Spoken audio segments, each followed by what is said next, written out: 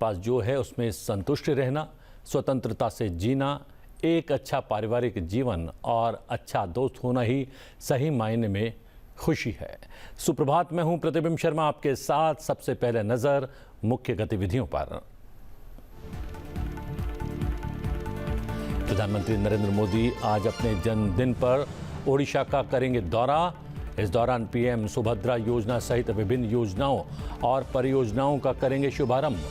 3800 करोड़ रुपए की लागत वाली कई रेलवे और राष्ट्रीय राजमार्ग परियोजनाओं का भी करेंगे शुभारंभ। प्रधानमंत्री नरेंद्र मोदी को मिले उपहारों की ई नीलामी आज से होगी शुरू। ई नीलामी 17 सितंबर से 2 अक्टूबर तक चलेगी। नीलामी से मिलने वाली रकम को नमामि गंगे परियोजना में दिया जाएगा दान। इस नीलामी में भागीदारी करने के इच्छुक व्यक्ति आधिकारिक वेबसाइट पर कर सकते हैं पंजीकरण और भागीदारी दे सकते हैं।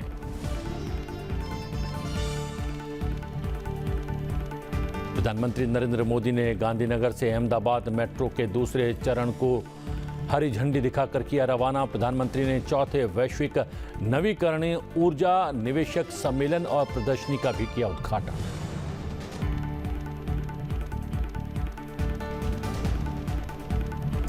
आठवां भारत जल सप्ताह 2024 आज से नई दिल्ली में होगा शुरू। राष्ट्रपति द्रौपदी मुर्मू भारत मंडपम में कार्यक्रम का करेंगी उद्घाटन। 4 दिवसीय आयोजन के दौरान 40 देशों के 200 विदेशी प्रतिनिधियों सहित 4000 प्रतिनिधि लेंगे हिस्सा। प्रदर्शनी के दौरान 100 से अधिक प्रदर्शक और स्टार्टअप जल क्षेत्र पर अपने विचार भी करेंगे साझा।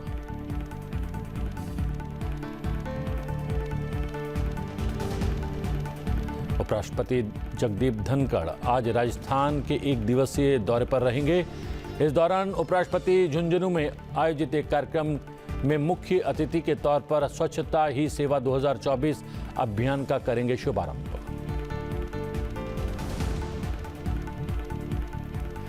आज प्रधानमंत्री नरेंद्र मोदी का जन्मदिन है। प्रधानमंत्री नरेंद्र मोदी आज अपने जन्मदिन पर ओडिशा का दौरा करेंगे। इस दौरान प्रधानमंत्री सुभद्रा योजना सहित विभिन्न योजनाओं और परियोजनाओं का शुभारंभ भी करेंगे। हम आपको बता दें कि सुबह 10:50 पर वो भुवनेश्वर हवाई अड्डे पर पहुंचेंगे। प्रधानमंत्री नरेंद्र मोदी सीधे गदकाना स्लम जाएंगे, जहां वो आधे घंटे तक पीएमवाई शहरी लाभार्थियों से बातचीत करेंगे। इसके बाद वो ओडिशा की महिला लाभार्थियों के लिए महत्वाकांक्षी सुभद्रा योजना को समर्पित करने के लिए जनता मैदान जाएंगे। इस कार्यक्रम के दौरान प्रधानमंत्री 3800 करोड़ रुपए की लागत वाली कई रेलवे और राष्ट्रीय राजमार्ग परियोजनाओं का शुभारंभ करेंगे। प्रधानमंत्री दोपहर 12 बजे से 1 बजे के बीच विभिन्न परियोजनाओं और योजनाओं की आधारशिला रखेंगे। कार्यक्रम के बाद वो भुवनेश्वर हवाई अड्डे के लिए रवाना होंगे और भारतीय वायुसेना के विमान से दोपहर 3:35 पर दिल्ली वापस लौट आएंगे।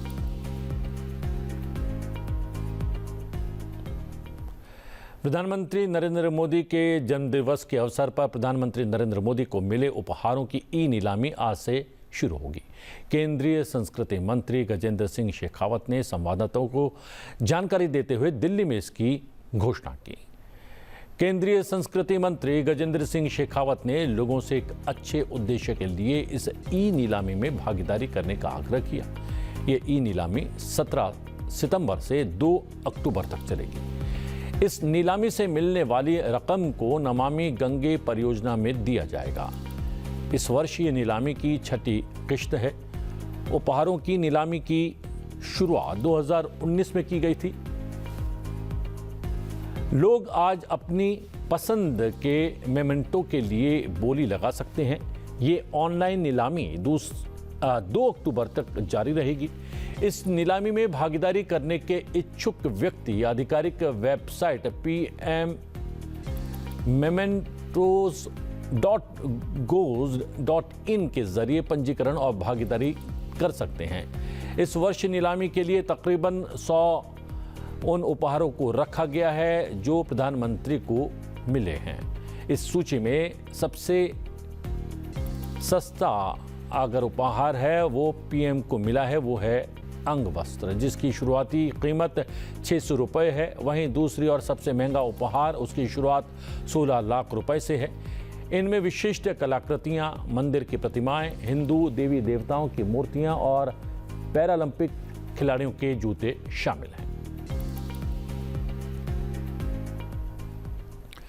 प्रधानमंत्री नरेंद्र मोदी ने हरित विकास और शून्य कार्बन उत्सर्जन का लक्ष्य हासिल करने के लिए भारत की प्रतिबद्धता को एक बार फिर से दोहराया है। गुजरात के गांधीनगर में वैश्विक नवीकरणीय ऊर्जा निवेशक सम्मेलन और प्रदर्शनी का उद्घाटन करने के अवसर पर प्रधानमंत्री ने गांधीनगर के महात्मा मंदिर में पीएम सूर्य घर मुफ्त बिजली योजना का भी लोकार्पण किया। पीएम सूर्य घर मुफ्त बिजली योजना के लिए 1 करोड़ से अधिक लोगों ने पंजीकरण करवाया है। इस योजना के तहत 3 लाख से अधिक घरों में छत पर सौर पैनल लगाए गए हैं। इस अवसर पर प्रधानमंत्री ने युवाओं के लिए नवीकरणीय ऊर्जा क्षेत्र में पर्याप्त नौकरी और कौशल के अवसरों पर भी जोर दिया। फ्रेंड, फर्स्ट 100 डेज में हमारी प्रायोरिटीज भी दिखती हैं, हमारी स्पीड और स्केल का भी एक रिफ्लेक्शन मिलता है। इस दौरान हमने हर उस सेक्टर और हर उस फैक्टर को एड्रेस किया है जो भारत के तेज विकास के लिए जरूरी है।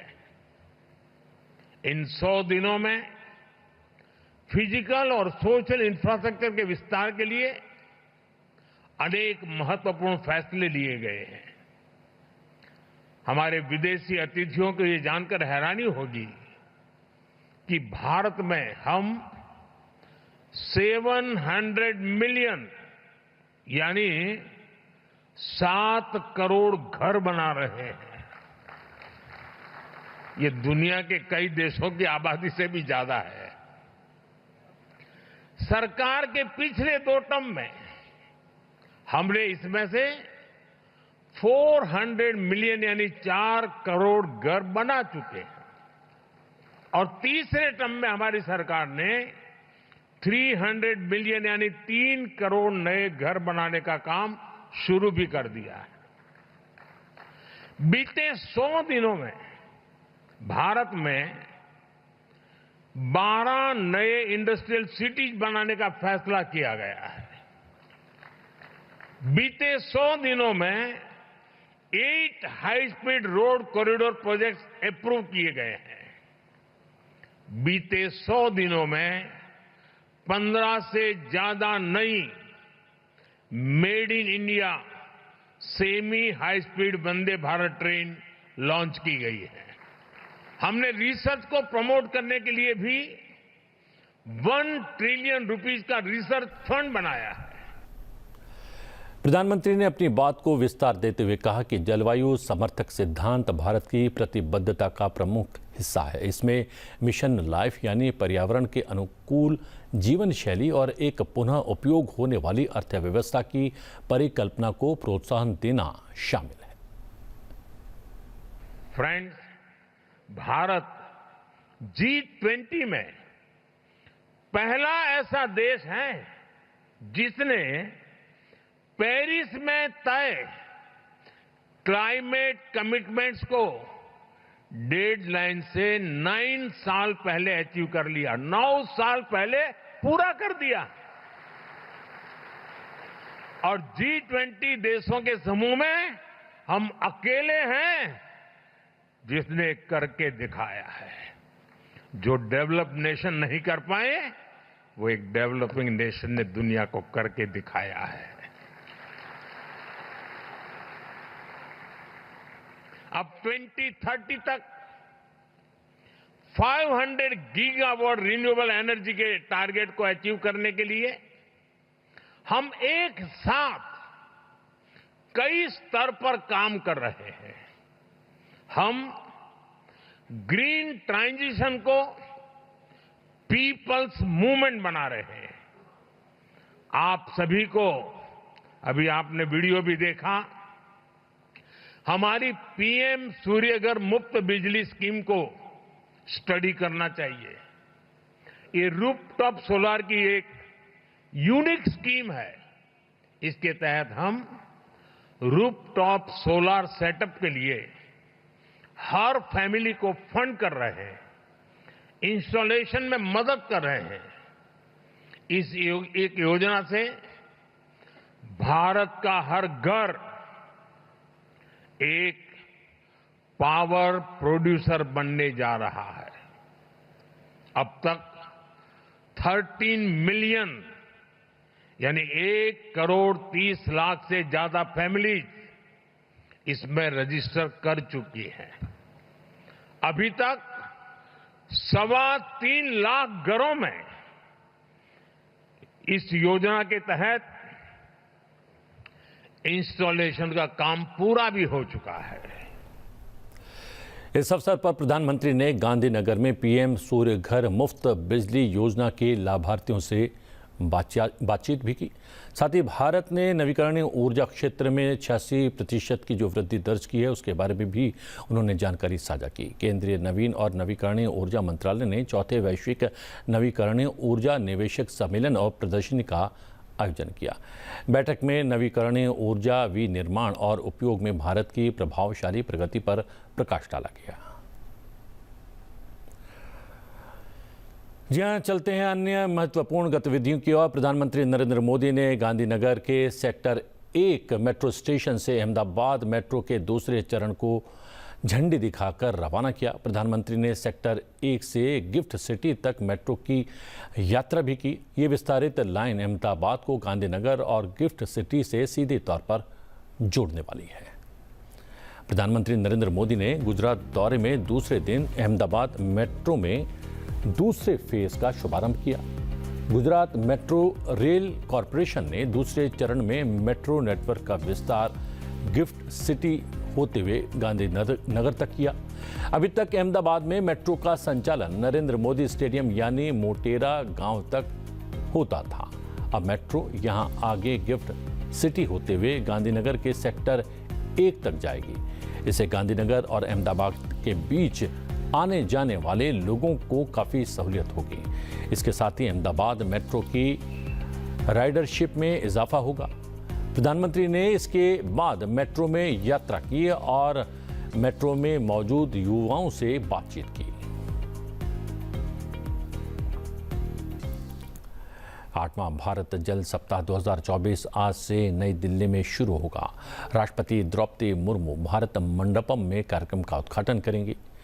4 दिवसीय आयोजन के दौरान 40 देशों के 200 विदेशी प्रतिनिधियों सहित लगभग 4,000 प्रतिनिधि इसमें हिस्सा लेंगे। प्रदर्शनी के दौरान 100 से अधिक प्रदर्शक और स्टार्टअप जल क्षेत्र पर अपने विचार साझा करेंगे। यह आयोजन जल संसाधनों के क्षेत्र में निर्णयकर्ताओं, शोधकर्ताओं, विशेषज्ञों, नव प्रवर्तकों और हितधारकों से विचार और राय प्राप्त करने के लिए वैश्विक मंच प्रदान करेगा। इस आयोजन का विषय है समावेशी जल विकास और प्रबंधन के लिए साझेदारी और सहयोग। पंचायती राज मंत्रालय भी 8वें भारत जल सप्ताह में हिस्सा लेगा। इस कार्यक्रम में ग्राम पंचायतों द्वारा जल संरक्षण से लेकर वर्षा जल संचय, भूजल पुनर्भरण, जल वितरण और किफायती जल वितरण तक जल प्रबंधन में सर्वश्रेष्ठ विचारों को साझा किया जाएगा।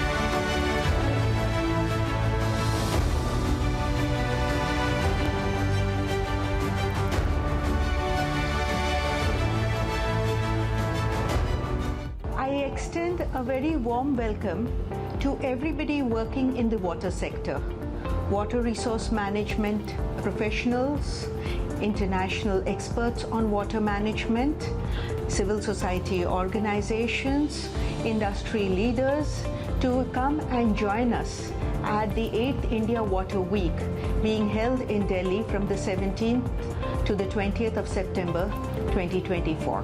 India Water Week offers a unique opportunity to present solutions for sustainable water management to a global audience. Join us and be part of the effort to create networks and support each other to create a more water secure world.